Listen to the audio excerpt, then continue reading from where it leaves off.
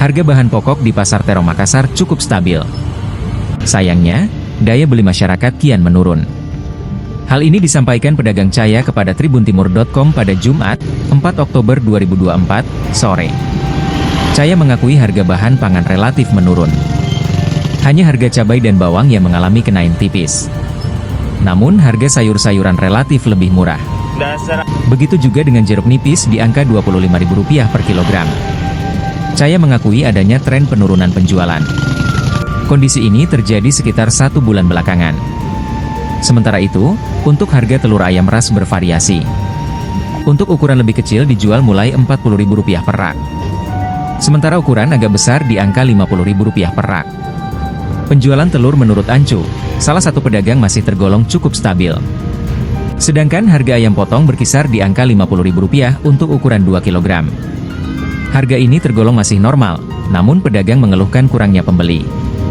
Pantauan tribuntimur.com, aktivitas Pasar Terong memang tetap hidup pada pagi hari tadi. Namun, memang lalu lalang kendaraan terpantau tidak begitu ramai.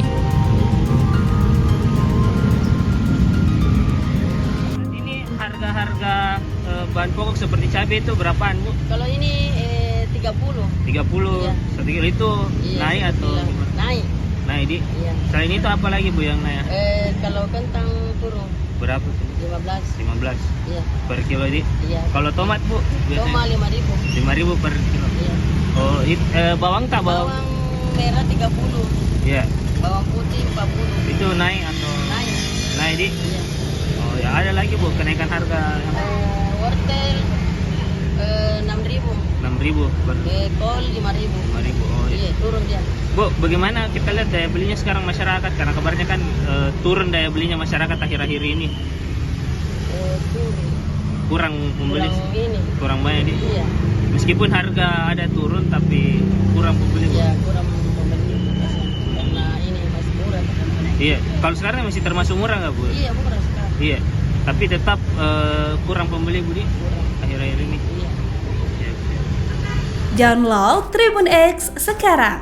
Menghadirkan lokal menjadi Indonesia.